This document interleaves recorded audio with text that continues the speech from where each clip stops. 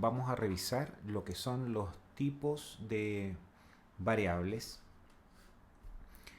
la importancia de definir las variables cuando debemos de describirlas, ya sea en nuestra tesis o en un artículo de investigación. Aunque los artículos de investigación dentro del escrito no están definidos explícitamente, sí en un anteproyecto para antes de publicarlo, sí que los investigadores en algún momento tuvieron que hacer esto que vamos a revisar ahora. Pero la importancia de definir cada variable y clasificarla es que depende de la variable es la estadística correcta a utilizar, la cual va a responder nuestros objetivos. Existe esta diferencia de estadística, más que nada va a responder a la estadística descriptiva y a la estadística analítica. Dentro de la estadística descriptiva tenemos los distintos gráficos que existen, ya sea de barra, histogramas, de cajas, los boxplot,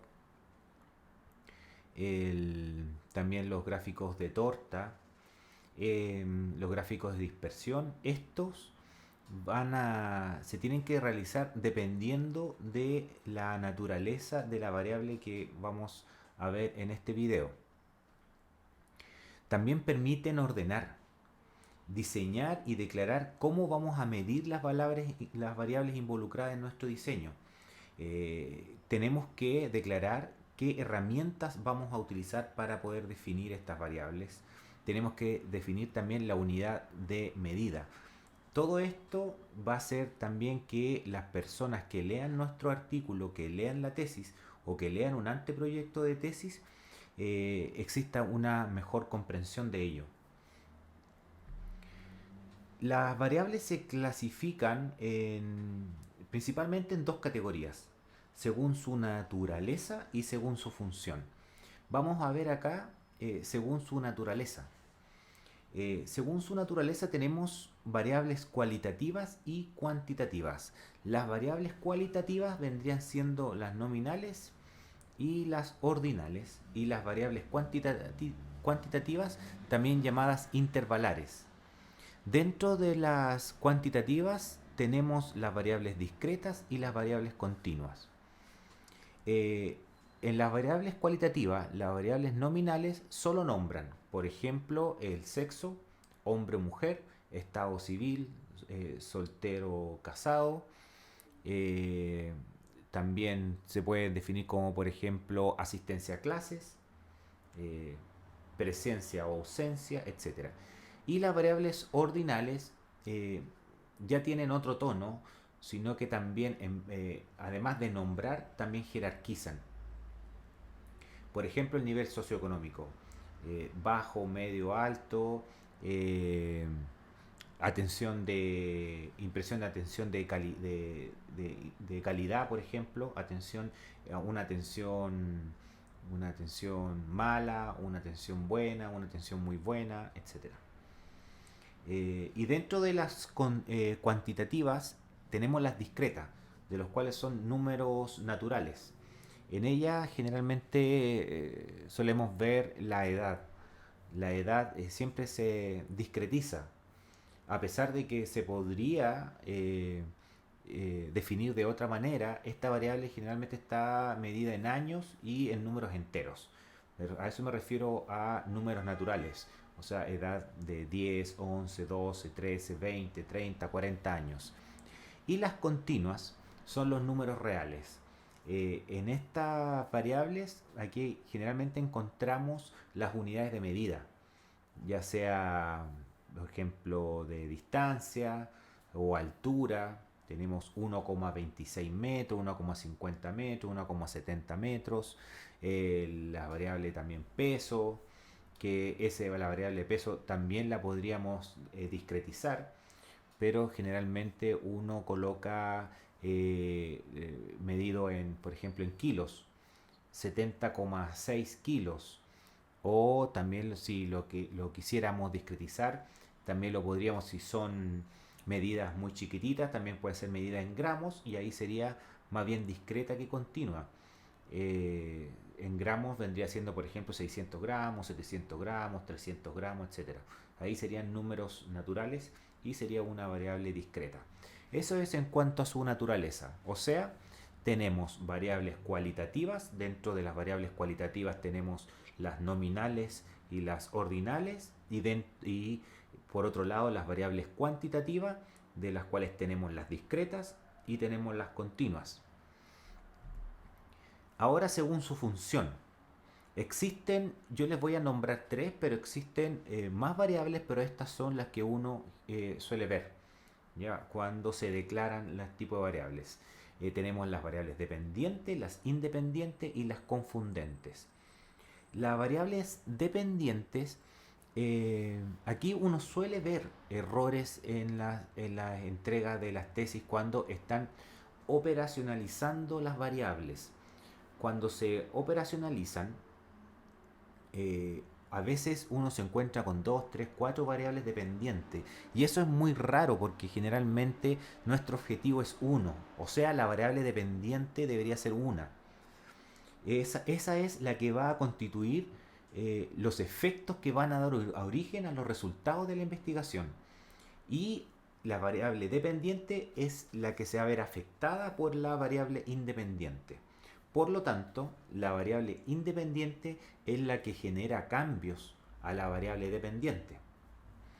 Eh, Ahora hay unas variables, que es las que les voy a mencionar ahora, que las variables confundentes son las que afectan tanto a la variable dependiente como a la independiente y puede llevar consigo errores y sesgos. Son variables que generalmente el investigador no declara o no se da cuenta y se puede caer en graves errores. Como por ejemplo, yo les podría mencionar un estudio obviamente ficticio que estudie el café y el cáncer de pulmón. Bueno, el investigador puede considerar, por ejemplo, el número de tazas de café que consume el paciente, la edad, el sexo, el, el tipo de café, a la hora que se lo toma, no sé, puede, él puede integrar muchas variables que podrían hacer variar esto del cáncer de pulmón, que es lo que está estudiando. Entonces la variable dependiente sería el cáncer de pulmón. ¿De qué depende el cáncer de pulmón? Él lo está correlacionando con el café. Pero él no sabe que generalmente el café, las personas que toman café, pueden fumar mucho. Y esa variable de fumar, del tabaco, no lo tiene considerado en su trabajo y pudiese entrar en serios errores. ¿Ya? Entonces, ¿es eso una variable confundente que podría afectar tanto a las variables dependientes como las independientes y debemos de declararlas y debemos de controlarlas? Debemos ser capaces de poder pesquisar, de poder definir estas variables, identificarlas correctamente para que no nos lleven a posibles sesgos o errores graves en los resultados de nuestra investigación. Acá tenemos por un ejemplo, si yo quiero por ejemplo medir la edad, yo la tengo que declarar como una variable cuantitativa discreta, en el cual en una variable cuantitativa discreta podemos sacar la media, desviación estándar, valores mínimos, valores máximos y los gráficos de histograma. Eso corresponde a una variable cuantitativa discreta. Ahora en la variable sexo, como una variable nominal, dicotómica, donde le podemos asignar una codificación, en este caso 0 mujer, 1 hombre. Y lo mejor sería, y lo más fácil para que el lector observe y analice, es un gráfico de torta. El nivel socioeconómico lo declaramos como una variable cualitativa de tipo ordinal y también codificada como 1 bajo, 2 medio, 3 alto. Y el gráfico de barras también muestra de muy buena manera esta jerarquización del nivel socioeconómico. Un ejemplo más concreto. Se está estudiando la calidad de atención en el cual eh, se recopilaron otras variables como el sexo, en el cual se codificó 0 masculino, 1 femenino, y la edad en años cumplidos. La calidad de atención también se codificó como 1 como mala, 2 como regular, 3 buena, 4 muy buena. Aquí estaría como la base de datos, donde hay 30 personas. Está el sexo codificado, ceros y unos, la calidad de atención. Por ejemplo, podemos ver que la primera persona, ella declaró la calidad de atención como número 3. Eso era bueno. Y la edad de esa persona tenía 45 años. Y así se fue llenando esta base de datos hasta completar 30 personas. En un programa de estadística uno puede realizar este tipo de estadística, que es una estadística descriptiva muy sencilla, donde se codificó 0 masculino, 1 femenino, acá están los ceros y 1, y podemos ver la frecuencia. Podemos decir que los hombres, 0 era hombre, hay 14 hombres, 16 mujeres, y nos arroja el porcentaje de masculinos de un 46% y femeninos un 53,33%. La frecuencia acumulada acá no tiene una interpretación, digamos, eh, que nos pudiera servir. Y acá vemos el gráfico de torta, que nos queda muy claro que hay más mujeres que hombres, esto con su respectivo color. También en este gráfico de barras también podemos ver la diferencia entre hombres y mujeres. Las dos formas son correctas. En cuanto a la calidad de atención, dijimos que 1 era mala, 2 regular, 3 buena, 4 muy buena. Aquí podemos ver que mala, como ellos calificaron como mala a estas personas, fueron 3 personas, que corresponden a un 10%. Una atención regular fue clasificada con 4 personas, una calidad de atención buena 6 personas y una muy buena 17 personas. Aquí están los porcentajes y el porcentaje acumulado. Aquí podríamos decir que está aquí en negrillas que por lo menos el 43,33% de las personas, a lo más, ellos declaran que la atención fue buena. O sea, un 43% de las personas declaran que la atención fue a lo más buena.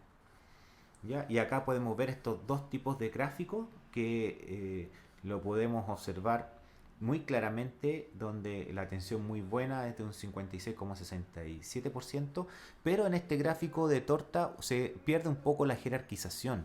Entonces es mucho más recomendable hacer este gráficos, estas barras, donde mostramos de mejor manera esta jerarquización entre la calidad de atención y podemos ver con mucha más claridad las distintas codificaciones, o sea, 4 claramente el que gana, la atención fue muy buena y le sigue buena, regular, mala.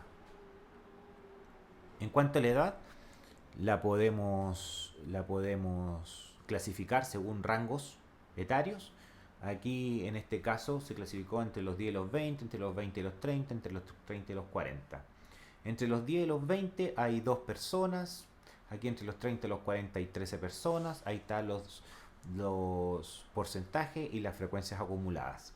Y aquí lo más común de observar en los distintos trabajos es que son los gráficos de histograma que representan de mejor manera los años cumplidos según el porcentaje de estos. Generalmente uno en los trabajos de investigación, en los artículos,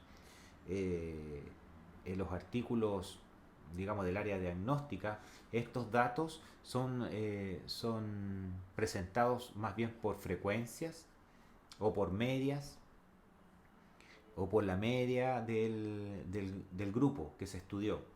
¿Ya? No es tan frecuente observar gráficos de edad, ¿ya? Pero en un estudio donde se está estudiando una población, Sí, quizás sería, dependiendo del objetivo del trabajo, sería importante incluir gráficos. Sí, es según la información que queramos entregar. Con todo esto ya sabido, lo que viene ahora es operacionalizar estas variables. Hay que definirlas en cuanto a su naturaleza y función. Hay que definir el instrumento de medida y la unidad. Y luego en el análisis de datos, que es en otro ítems que piden en un anteproyecto o en un artículo científico, hay que poner cómo se van a analizar estadísticamente estas variables que nosotros definimos como su operacionalización. Entonces, en un ejemplo, esto es un ejemplo, digamos, ficticio. Por ejemplo, yo quiero determinar el rendimiento de los alumnos en la asignatura de metodología de la investigación impartidas con clases virtuales. Mi variable dependiente va a ser el rendimiento de los alumnos.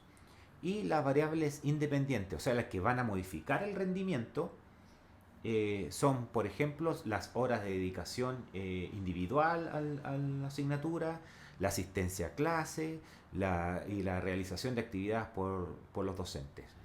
Y las variables confundentes que yo pude identificar son las enfermedades en el transcurso de la asignatura, alumnos que pudieran haberse enfermado, y los medicamentos que pueden haber estado tomando que pudiesen interferir con el rendimiento académico. Ahora viene la operacionalización. El rendimiento va a ser mi variable dependiente, es una variable cuantitativa, continua, que la voy a medir según las notas, del 1 al 7. Y mi instrumento para medir van a ser rúbricas. Las horas de dedicación individual es una variable independiente, porque yo pienso que depende de las horas que el alumno dedicó al ramo, pudiese variar el rendimiento. Y es una variable cuantitativa discreta que la voy a medir en horas de dedicación. Y esto lo voy a hacer a través de una encuesta. Como les digo, esto es ficticio. Las encuestas, obviamente, si entramos en más detalle, la encuesta, si yo le pregunto a un alumno directamente si cuántas horas le dedicó a la asignatura, puede ser que exagere las horas, puede ser que no, pero eso también lo debe tener claro el investigador. Existen algunas estrategias para minimizar estos sesgos, como por ejemplo que la encuesta la realice una otra persona que no pertenezca al grupo de investigadores, que declare que esa encuesta va a ser totalmente anónima. Bueno, siguiendo entonces, la asistencia a clases también es una variable independiente, es una variable nominal dicotómica, asiste o no asiste a clases. Y yo la voy a sacar del reporte de asistencia según la conexión. La realización de actividades también es una variable independiente, va a ser ordinal. No lo realizó, lo realizó parcialmente o lo realizó completamente, y eso lo voy a hacer a través de un instrumento de pauta de cotejo. También esto depende exclusivamente del investigador. También la realización de actividades podría haber puesto una variable nominal dicotómica, eh, lo hizo o no lo hizo, o también la realización de actividades según su rendimiento. La relación de actividad yo la podría medir también con las notas, a través de pautas de evaluación. Ya sería una variable cuantitativa, continua, donde el alumno podría tener un 5,6, ¿no es cierto? Un 6, un 6,2. Entonces ya se transforma en una variable cuantitativa continua. Ese es el video que les quería compartir. Es cómo se operacionaliza cada variable, qué significa, cómo se define cada variable. Esto puede sonar relativamente sencillo, pero la verdad que cuando se lleva al papel, cuando se lleva a la realidad, puede complicar un poquitito la existencia. Espero que este pequeño video les sirva para poder empezar ya a definir sus variables y completarlas de la mejor manera.